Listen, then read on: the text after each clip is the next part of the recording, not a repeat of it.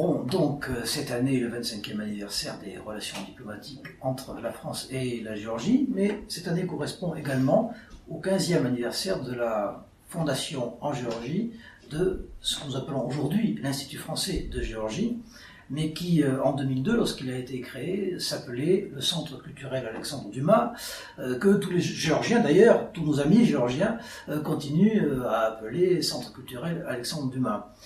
En réalité, tout ça ne s'est pas fait de manière soudaine et artificielle, bien entendu. Cela n'a pu être possible que sur la base, je dirais, d'un terreau préexistant, d'amis de la Géorgie, de professeurs dévoués à leur travail et qui depuis de très longues années, même bien entendu depuis l'époque soviétique, ont promu et enseigné la langue et la culture française. C'est donc grâce à eux, grâce à leur présence, grâce à l'intérêt qu'ils ont suscité auprès de multiples générations, que nous avons pu, malgré tout, mettre en place l'Institut français de Géorgie. Dans une première phase, à la fin des années 90, il s'agissait d'une alliance française, donc d'une association locale, qui a été ensuite transformé en 2002 en Centre culturel Alexandre Dumas, puis en 2012 en Institut français de Géorgie, pour correspondre à la marque que notre ministère des Affaires étrangères a voulu mettre en place partout dans le monde, la marque de Institut français pour dénommer tous les instituts culturels français dans le monde.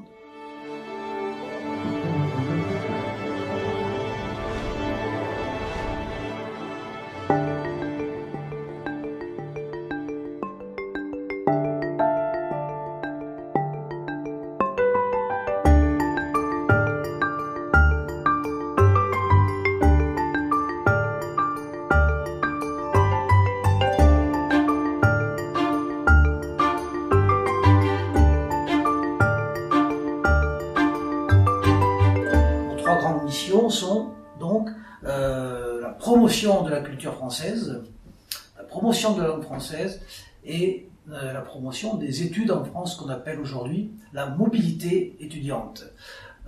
Concernant la culture, nous nous sommes orientés ces dernières années vers ce qu'aime la jeunesse avant tout aujourd'hui, c'est-à-dire la culture disponible sur écran.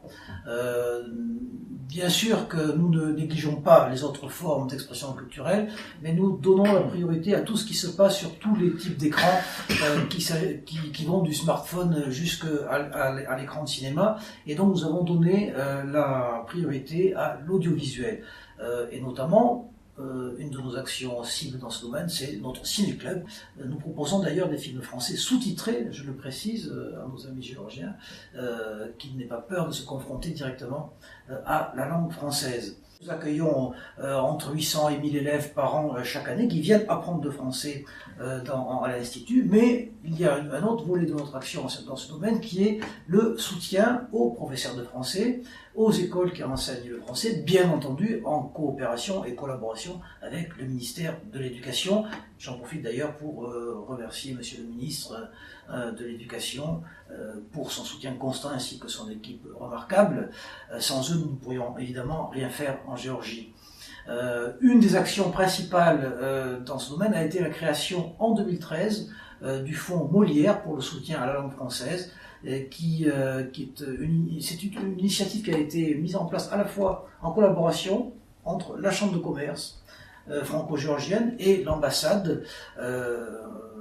À l'époque, l'ambassadeur était M. Renaud Salin, et c'est mon prédécesseur qui a mis ce fonds en place. Et il s'agissait donc de récupérer de l'argent des fonds privés et publics pour réouvrir des cours de français dans des écoles publiques dans lesquelles la langue française avait disparu. Ce qui nous a permis depuis 2013 de donc réouvrir des cours de français dans des classes primaires d'une vingtaine d'écoles aujourd'hui. Alors je vais présenter maintenant notre activité de cours de français à l'Institut français. Nous avons, comme l'a précisé Monsieur Lavoire, plus de 900 étudiants par an. Nous proposons des cours pour les enfants à partir de 3 ans, les adolescents, les adultes, que ce soit ici à l'Institut ou à domicile ou dans les entreprises. Nous adaptons aux besoins des apprenants, donc en proposant des cours sur objectifs spécifiques, notamment dans les entreprises internationales européennes. Nous portons une grande attention à la qualité de l'enseignement et faisons attention à la formation de nos propres enseignants. Donc, nous proposons donc des formations en France chaque année.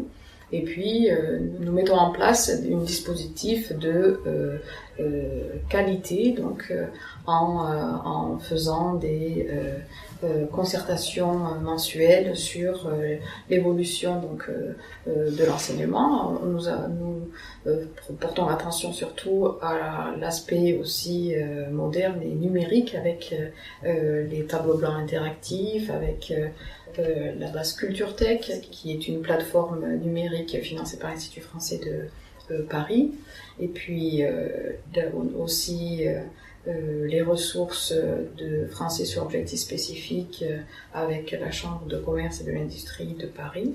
L'Institut propose un grand nombre d'activités en plus donc de ces cours de français, à savoir les ciné-clubs dont on a parlé. Nous avons aussi avec sa médiathèque, belle médiathèque récemment rénovée, des cafés littéraires au moins une fois par mois.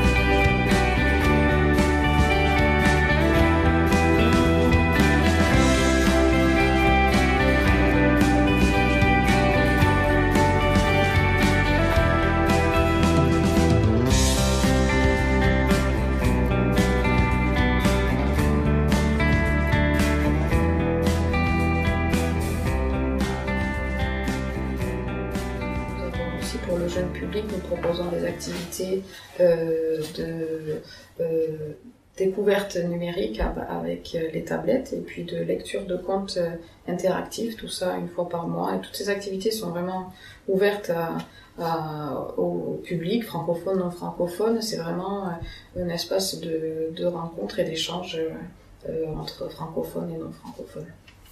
Voilà.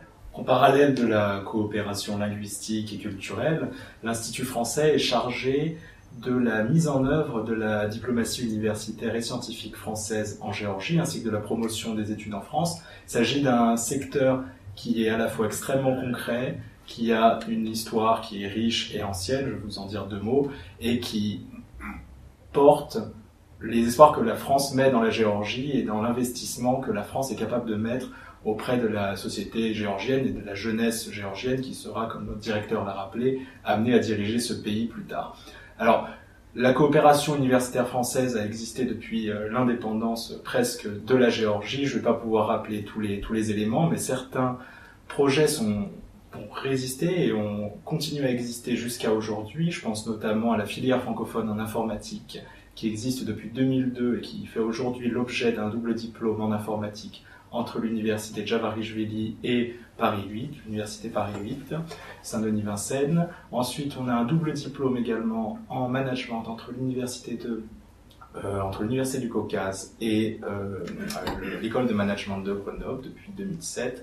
On a également une autre coopération en matière de santé publique avec l'université médicale de Tbilissi. En recherche, il existe actuellement depuis un certain nombre d'années un collège doctoral en sciences humaines dont l'université Ilia est particulièrement attachée et particulièrement active.